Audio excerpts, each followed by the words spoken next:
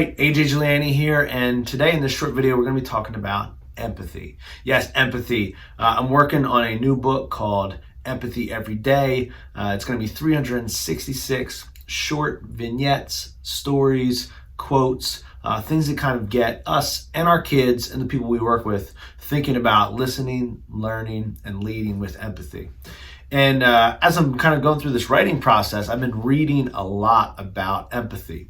Particularly, I want to share 8 books that all kind of spoke to me in different ways about empathy, gave me different science behind it, stories behind it, perspectives that I didn't have, right? I started writing this book from kind of a personal moment, right? Going through a really tough time with the loss of my brother and feeling like everything around me, was not right, and I couldn't figure it out, right? And I struggled for a long time of just kind of trying to get back to a place where there was some sense of normalcy, and still haven't got there. But one of the things that happened along the way is I started to really realize and start to have empathy for other people going through grief or going through times like that. And for me, it really kind of kicked off in talking with my own kids. And really kind of going through the process with them, and then seeing how they're navigating school and social life and all those different types of things, and how this concept of empathy isn't really taught in school. It's not necessarily discussed all the time in the books that they read, but it's so important to my life, your life, to everybody's lives. And so in starting to kind of write that book and go into the process of telling my kids stories that were filled with empathy, I did a lot of research. The first book that I came across is this one right here with the title Empathy. All right, so it's a really good title. It's by the one of the founders of School for the School of Life. I don't know if you've ever kind of seen that. They're on YouTube. They're all over the place online. You can see I marked up this book pretty good. And one of the things that Roman talks about in this book is the fact that we are wired for empathy, right? We're actually wired for this human connection. And so it's not about being self-centered or any of those different types of things. We're actually wired for empathy. And in his book, he makes the argument and a compelling case that having empathy actually serves a couple purposes. Number one, it lets us lead a more fulfilled life. But number two, it also makes the world a better place. And so his call to action is that being empathetic is very natural, right? And we kind of have to get back to those very natural tendencies of empathy, not to just improve our life, which it will, but also to make the world a better place. It's a really good book. Highly recommend it. It was one of the first books that I read on empathy, and really kind of gave me a good perspective moving forward of what the research was and some of those different types of things moving forward. The next book I want to share is by Carla McLaren. You can see right here, hold it up right there. It's The Art of Empathy. And basically this book is about empathy as it pertains to our lives. Like, what if there's one skill, right? One skill that you could teach that would improve your social relationships, that would improve workplace environment, that would improve your creativity, all those different types of things in your life. What would that be? And so you can see in this book right here, she really talks about empathy as not some mystical phenomenon, is not something that is going to be completely like out there, and it's just something that's very tangible and really shares real ways of how to do that. So those are the first two. Next one right here is Unselfie.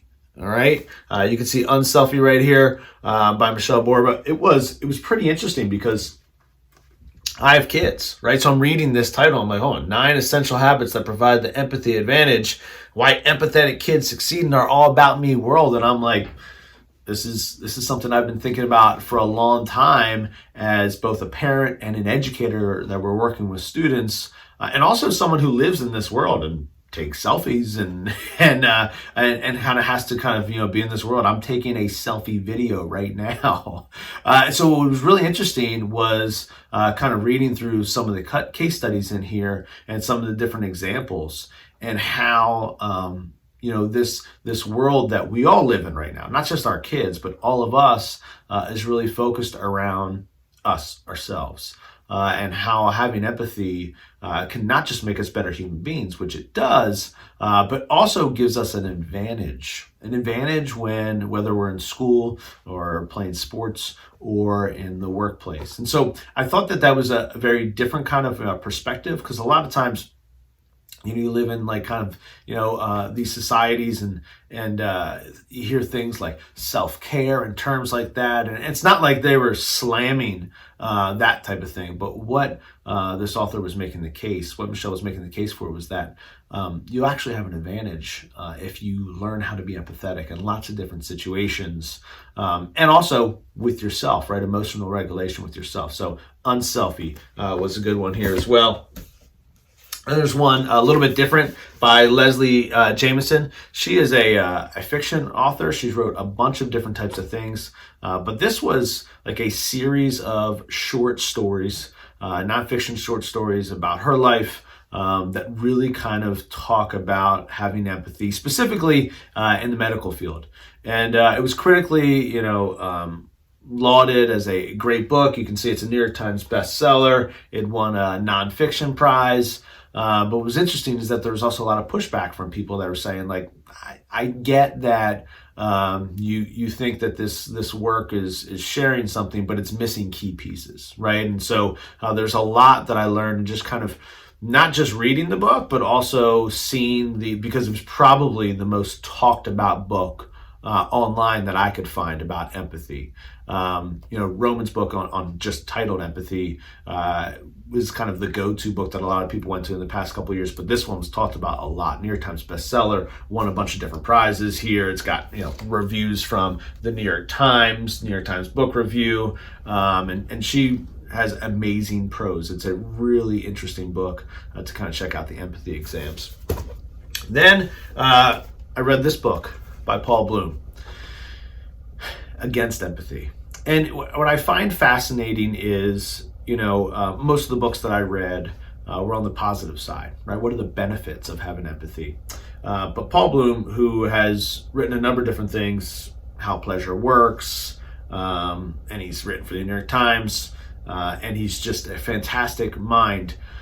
He really makes the case that we should be looking for rational compassion, not just empathy. And then, in fact, sometimes empathy has negative consequences. And while I didn't necessarily agree with all of his arguments, it was an empathetic act in reading this book and seeing his perspective and seeing some of the science and historical studies and those different types of things. I think the biggest thing that I differed with Paul is just the definition of empathy and how it is in action. And, if you kind of read some reviews and see what different people have been kind of talking about this book, I think that's the back and forth, right? And so he really kind of takes it's a reevaluation of the term empathy and why it should be positive.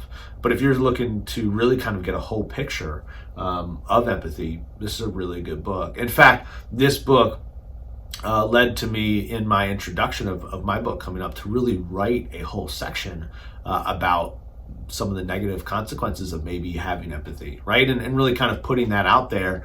And Paul Bloom's work really shaped my thoughts on that a lot.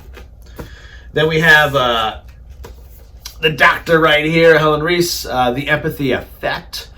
You can see that book right there. I mean, this one was talked about a lot because she actually did work with doctors and people in the medical field, and it was actually kind of be able to show through studies of the positive impact that empathy can have on the medical community and on actually kind of their work with patients. And so from a clinical perspective and a neuroscience perspective, it was fascinating. And it didn't have as many stories as some of the other books in it, but man, it just really, it provided such a clear case of the benefits. And I would be interested to see a lot of the studies that were done in the medical field here done in other areas, education being one. But it was interesting because I think a lot of times in the medical field we feel like you're clinical, it's logical, it's got to be kind of, and so this kind of went against that. And I love the fact that it was really focused on connecting differences in living and work and those different types of things. So that is that one. I really liked and enjoyed. I did The Art of Empathy. I did empathy. Oh, I got two more here. All right. And these are connected to empathy, maybe not exactly there. This one was interesting. Raising Grateful Kids in an Entitled World. How One Family Learned That Saying No Can Lead to Life's Biggest Yes by Kristen Welch. Just was interesting. This one, it was written by a blogger who had kind of gotten a lot of praise for it. And so a lot of different places I was looking had recommended it. And I just like the idea of, like, you're going to hear some of these terms: grateful, compassion, like those different types of things. And so they're tangentially connected a little bit. One of the things that I think really stood out to me in this book is how I entitle my own kids and what that does to them a lot of times. And so really made me reflect as a dad on that. And then this one, which I really liked, which was How to Raise Kind Kids and Get Respect, Gratitude, and a Happier Family in the Bargain by Thomas Lacona. And he wrote a couple other books: Raising Good Children, Character Matters. And so again, tangentially, hearing terms like kind, character, those things that are kind of connected with empathy. It really was focused on this big question of, can you teach a child to be kind?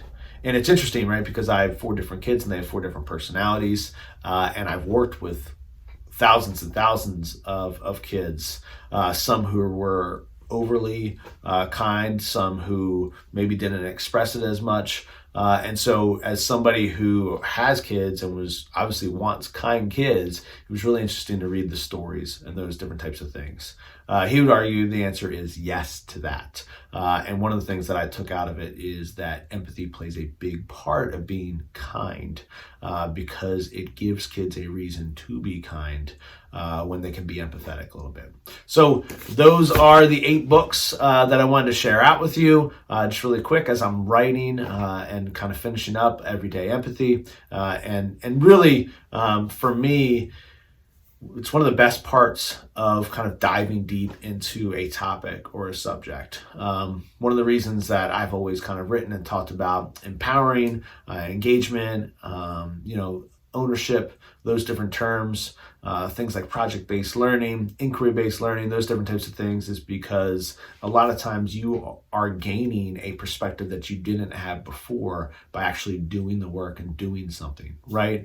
And the other piece of that is, how do we share those stories? What does that look like? So I'm excited to continue working on this book. I just wanted to share that out with all of you, and I really kind of would love your feedback on what that's like, be able to share it, but I'm keep on working. You're going to have details soon on it of what's going to come out, and I'm telling you, I am more excited about this project than anything I've ever worked on before, and it's way different than anything I've ever worked on before. So thanks again for your support and for being there and for just being a great, awesome community. Keep on being empathetic.